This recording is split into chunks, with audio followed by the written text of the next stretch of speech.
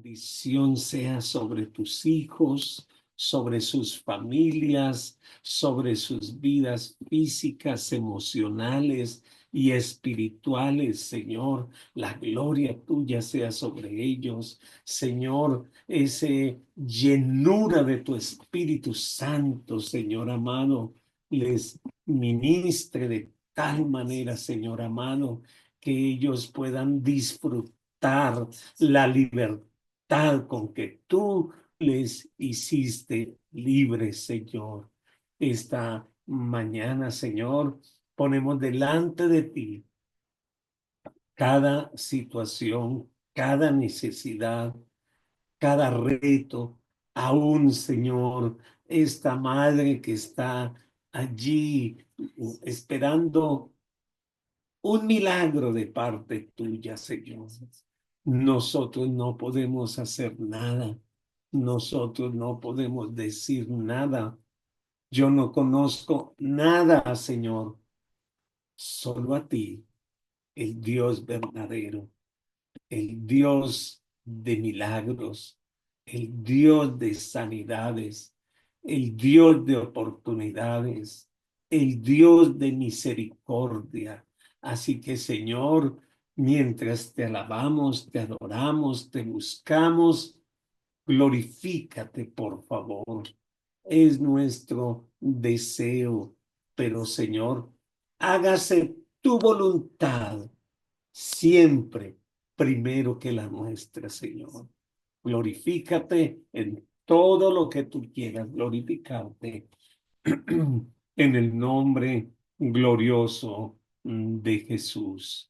Alabado el nombre del Señor. Gálatas capítulo 5, versículo 1. Gálatas capítulo 5, versículo 1. Dice: estad pues firme en la libertad con que Cristo nos hizo libres, y no estéis otra vez sujetos al yugo de esclavitud. Pablo ha usado dos comparaciones para mostrar lo que la ley es en verdad. El apóstol Pablo dijo que la ley era un ayo y también dijo que era una esclava, hablando de Agar. Ahora la va a comparar con un yugo de esclavitud. En simbolismo de yugo no es difícil de entender. Normalmente representa esclavitud, control sobre una vida. Cuando el Señor liberó a Israel de la esclavitud de Egipto, lo que hizo el Señor fue romper ese yugo de esclavitud. Los campesinos usan el yugo para controlar y girar a los bueyes porque ellos, si estuviesen sueltos, pues ellos no prestan ningún servicio. Cuando los creyentes en Gálatas confiaron en Cristo, perdieron el yugo de esclavitud, el yugo del pecado, y el Señor les puso, o ellos se pusieron, el yugo de Cristo. Pero el yugo de Cristo es diferente. Mateo capítulo 11, verso 28, y miremos al verso 30. Luego dijo Jesús: vengan a mí todos los que están cansados y llevan cargas pesadas, y yo les daré descanso. Póngase en mi yugo, déjenme enseñarles, porque yo soy humilde y tierno de corazón, y encontrarán descanso para el alma, pues mi yugo es fácil de llevar y la carga que yo les doy es liviana. ¿Qué diferencia? El yugo de la religión es duro, las cargas son pesadas, pero el de Cristo es fácil y su carga es ligera. La palabra fácil significa bondadoso, benigno. El yugo de Cristo es bondadoso, es benigno. Cristo nos libera para poder cumplir su voluntad. Mientras que el yugo de la carne o de la ley nos esclaviza, esclaviza al incrédulo y lo mantiene allí, atado a sus pecados. Es Cristo el que nos ha hecho libres de la esclavitud. Nos libró de la maldición de la ley, dice su palabra, muriendo por nosotros en la cruz del Calvario. El creyente ya no está bajo la ley, sino bajo la gracia. Bueno, pero esto no quiere decir que entonces somos rebeldes, anarquistas, que ya no necesitamos la fuerza del Espíritu Santo. Escúcheme. Sí, ya no necesitamos la fuerza externa de la ley, pero necesitamos el poder interno del Espíritu Santo que nos guía. La gracia no es que ya no dependo de nada ni de nadie. No, la gracia es que ahora dependo del que vive en mí, del Espíritu Santo. Cristo murió para liberarnos, no para esclavizarnos. La senda de la libertad cristiana es el camino a la realización en Cristo Jesús. Por eso es que Pablo amonesta, no estéis otra vez sujetos al yugo de la esclavitud, manténganse firmes. La palabra firmes quiere decir, no te muevas ni a la derecha ni a la izquierda, ni adelante ni hacia atrás. Manténgase firme en la libertad con que Cristo te ha hecho libre. Continúe conmigo en el versículo 2 del capítulo 5 de Gálatas. Lea conmigo. He aquí, yo, Pablo, os digo que si os circuncidáis, de nada os aprovechará Cristo.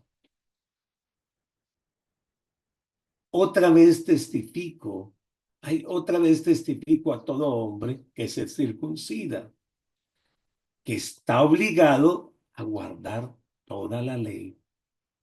De Cristo os delegasteis, los que por la ley os justificáis. De la gracia habéis caído, pues nosotros por el Espíritu aguardamos por la fe la esperanza de la justicia, porque en Cristo Jesús ni la circuncisión vale algo, ni la incircuncisión, sino la fe que obra por el amor. Pablo aquí usa entonces tres frases para describir las pérdidas del creyente que cambia la gracia por la ley. Él dice, mire, de nada les aprovechará Cristo. Les dice, estarán obligados entonces a guardar toda la ley. De cierto os desligasteis. Y concluye con unas palabras tristes, de la gracia habéis caído. Es lamentable que el legalismo no solo roba al creyente su libertad, sino sus riquezas espirituales que ha recibido de Cristo. El creyente que vive bajo la ley llega a ser un esclavo, pero un esclavo en bancarrota. No solo es esclavo, sino el que está en bancarrota. La palabra del Señor nos enseña que antes que fuésemos salvos, teníamos una deuda con Dios, una deuda que no podíamos pagar. Cristo lo declara con la parábola de los dos deudores. Dos hombres le debían dinero a un prestamista. Uno le debía 10 veces más que el otro, pero ninguno de los dos podía pagar. Así que el acreedor, gratuitamente, de su propia voluntad, perdonó a ambos. ¿Sabe? No importa cuán moral o inmoral sea un hombre, todavía está destituido de la gloria de Dios y no puede pagar la deuda del pecado, aunque sea la décima parte del pecado de los demás. Dios en su gracia, a causa de la obra de Cristo en la cruz del Calvario, es el que perdona a los pecadores sin importar qué tan grande sea la deuda que tengan. Cuando recibimos a Cristo, llegamos a ser ricos espiritualmente. Pues cuando llegamos a Cristo, ahora participamos de las riquezas de su gracia, las riquezas de su gloria, las riquezas de su sabiduría, las inmensas o inescrutables riquezas en Cristo Jesús. En Cristo tenemos todos los tesoros de la sabiduría de su conocimiento. La Biblia declara que en Cristo estamos completos con Él. Cuando uno está en Cristo, tiene todo lo que necesita para vivir la vida cristiana que Dios quiere. Vivir bajo la gracia implica comprender de la provisión abundante de Dios para todas tus necesidades. Él es tu provisión. Vivir bajo la ley implica depender de mis fuerzas, de mis capacidades, de la carne y carecer realmente de la provisión divina. Qué tristes palabras. De la gracia habéis caído. El apóstol Pablo no está sugiriendo aquí que los hermanos de Gálatas habían perdido su salvación. No, ya que a través de toda esta epístola, él los trata como creyentes. Por lo menos 9 veces los llama hermanos y también usa el pronombre nosotros. Pablo no hubiera hecho esto si los hermanos de Gálatas no fueran creyentes. Además, con confianza declara, y por cuanto sois hijos, Dios envió a vuestros corazones el espíritu del Hijo, el cual clama, Abba Padre. Pero la palabra de la gracia habéis caído no quiere decir que perdieron la salvación, sino que dejaron de vivir en las fuerzas de Dios para vivir en sus propias fuerzas. Enseguida Pablo presenta la vida del creyente bajo la gracia. Podemos contrastar las dos maneras de vivir. Cuando uno vive bajo la gracia, depende del poder del Espíritu Santo. Pero cuando se vive bajo la ley, se depende de nuestros propios esfuerzos. La fe no es muerta, sino que la fe obra. Pero los esfuerzos de la carne nunca pueden lograr lo que logra la fe en el Señor a través del Espíritu Santo.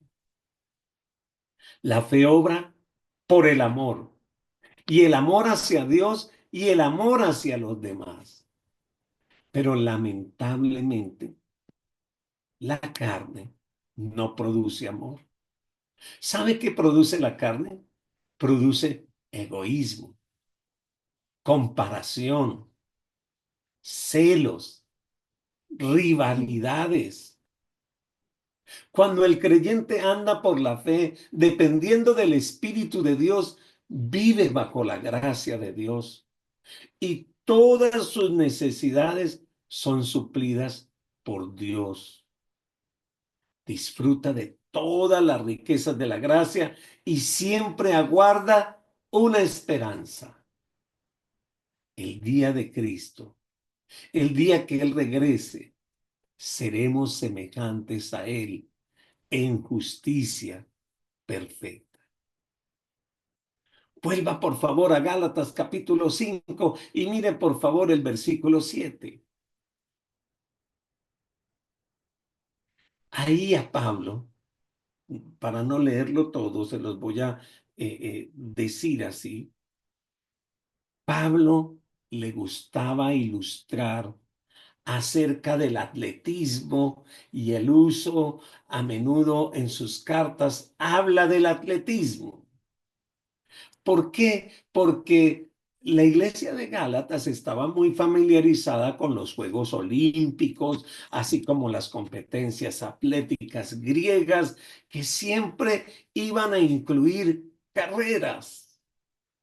Es importante notar que Pablo usa el simbolismo de las carreras para explicar no cómo ser salvo, sino más bien para explicar lo que es llevar una vida cristiana. Porque para participar en una carrera se exigía que los competidores fueran ciudadanos. Y tú y yo llegamos a ser ciudadanos del cielo por medio de la fe en Cristo Jesús. Entonces el Señor nos señala la meta y dice que corramos para ganar el premio. No corremos para ser salvos, corremos porque ya somos salvos y queremos hacer la voluntad de Dios. ¿Sabe? El apóstol Pablo le habló a la iglesia de los Gálatas y les dijo: vosotros corríais bien. Es más, cuando Pablo llegó a ellos, lo recibieron como si fuese un ángel de Dios. Aceptaron la palabra, confiaron en el Señor Jesucristo, recibieron al Espíritu Santo, tenían un gozo profundo que era notorio entre todos, estaban dispuestos a hacer cualquier sacrificio por Pablo. Pero ahora Pablo era su enemigo. Entonces, ¿qué había pasado? El verso 7 nos da la respuesta, dice: vosotros corríais bien. ¿Quién os estorbó para no obedecer la palabra? Los que conocen de carreras o han visto las carreras, cada corredor debe permanecer dentro de la línea asignada. Pero si un corredor se mete en la línea del competidor con el fin de sacarlo de la competencia, le puede desubicar en su carrera aunque se descalifique. Pues los judaizantes habían hecho esto con los creyentes de Gálatas. Se metieron en su línea, en la línea que el Señor les había trazado, la línea de la gracia. Y no fue Dios quien hizo esto, pues Él finalmente los llamó a correr por esa línea marcada, la línea de la gracia. En su explicación, Pablo cambia el simbolismo y rápido ya no habla de carreras, sino presenta la figura de la levadura. En el Antiguo Testamento, por lo general, la levadura se usaba para simbolizar algo malo, algo que contamina. Por ejemplo, era prohibido tener levadura en la casa durante el tiempo de la Pascua.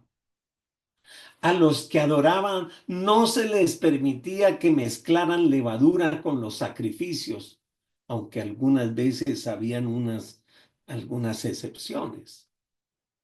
Cristo usó la levadura como símbolo del pecado cuando advirtió acerca de la levadura de los fariseos. Pablo usó como figura del pecado a la levadura cuando le habló a la iglesia de los Corintios. La Biblia realmente es muy buena ilustrando el pecado. Y dice que la levadura es pequeña, pero donde se deje un pedacito, una gotica de levadura, se extienda y va a leudar y contaminar toda la masa. La falsa doctrina de los judaizantes fue introducida a las iglesias de los Gálatas poco a poco, pero no tardó mucho en aumentar y finalmente contaminarlos.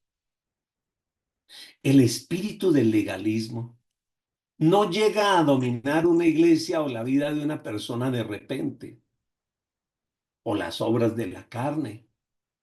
Así como la levadura se introduce secretamente, crece y no tarda mucho en envenenar toda una congregación, una persona o una familia. En la mayoría de los casos, los motivos que impulsan al legalismo son buenos a veces, son buenos deseos, pero no son los deseos de Dios. ¿Sabe? La levadura se expande rápidamente. Así algunos hermanos tal vez se pueden volver orgullosos por su espiritualidad, envaneciéndose, como dijo el apóstol Pablo, y entonces nos puede llevar a criticar a otros y a señalar a otros y a medirle a otros la espiritualidad. Eso, por supuesto, lo único que alimenta es la carne y termina contristando al Espíritu Santo, porque esto, en vez de ayudar, nos es como el corredor que se nos mete en nuestra carrera y nos saca del camino. El creyente que vive bajo la gracia de Dios es libre, es rico, corre en su línea, alabado el nombre del Señor y va por su recompensa. La gracia de Dios es suficiente para cada uno de nosotros. Es lo que demanda la vida. Somos salvos por gracia y servimos por gracia. La gracia nos ayuda a soportar el sufrimiento. La gracia nos ayuda a fortalecernos. La gracia nos ayuda a ser soldados victoriosos. Nuestro Dios, el Dios de gracia. A Él podemos venir rápidamente, como dice su escritura, corramos al trono de la gracia y allí hallaremos ese oportuno socorro. Cuando leemos la Biblia, la palabra de su gracia, el espíritu de su gracia, nos revela las riquezas de su gracia, es porque en su gracia está la plenitud, su plenitud para todos y en todos. Somos ricos por su gracia. Así que esta mañana yo le invito, no caiga en la tentación de depender de ti mismo, ni de tus fuerzas, ni de tu sabiduría, ni de tu revelación. Hoy decides depender de Él, de su gracia, de sus fuerzas, de su revelación y corre la carrera que tienes por delante sin que nadie te impida ir por tu trofeo, ir por tu premio. Alabado el nombre del Señor. Oremos. Espíritu Santo, Gracias te doy en esta mañana. Gracias porque todo lo que yo necesito para vivir mi vida física, emocional, espiritual, todo lo tengo en ti. Y gracias a tu obra en la cruz, a esa gracia que derramaste sobre nosotros, sobre los que están aquí, sobre mi vida, sobre sus familias, sobre las iglesias. Gracias a esto, yo soy y somos más que victoriosos en Cristo Jesús. Te pido perdón, Señor, porque muchas veces yo he dependido de mis fuerzas, de mi sabiduría, de mi conocimiento, aún de mi revelación, Señor. Pero tú me recuerdas que las misericordias son tuyas nuevas cada mañana. Y cuando me hablas de que tus misericordias son nuevas cada mañana, es que lo de ayer ya pasó. Hoy te necesito con una nueva gracia y una nueva revelación, Señor. Hoy te necesitamos. Dígale al Señor ahí, Señor, te necesito hoy. La bendición de ayer fue para ayer. Hoy necesito mi bendición nueva esta mañana, Señor. Y necesito depender de ti, Señor. Renuncio al orgullo espiritual. Renuncio, Señor, a vivir del pasado. Yo hoy quiero vivir en ti, por ti, para ti, Señor. Este es un nuevo día para ver tu gloria, Señor. Este es un nuevo día para escuchar tu instrucción, Señor. Señor, yo necesito comer de tu pan, el pan de vida eterna para cada día en mi vida, Señor. Así que gracias, Señor, por estas cartas que el apóstol Pablo le escribió a la iglesia de Gálatas, pero que también hoy tú, Espíritu Santo, nos las estás escribiendo a nosotros para que nos mantengamos firmes en la libertad con que Cristo nos hizo libres. Gracias, Señor, por mis hermanos. Gracias por los que, a pesar de llegar fin de año, han permanecido firmes y fieles en este tiempo devocional. No hay fiesta, no hay celebración que supla este tiempo, Señor, porque cada día necesitamos alimentarnos de ti. En el nombre glorioso de Jesús. Amén. Les bendigo y nos vemos mañana confiados en el Señor y disfrute de su bendición de este día para la gloria de Amén. Dios. Amén, amén.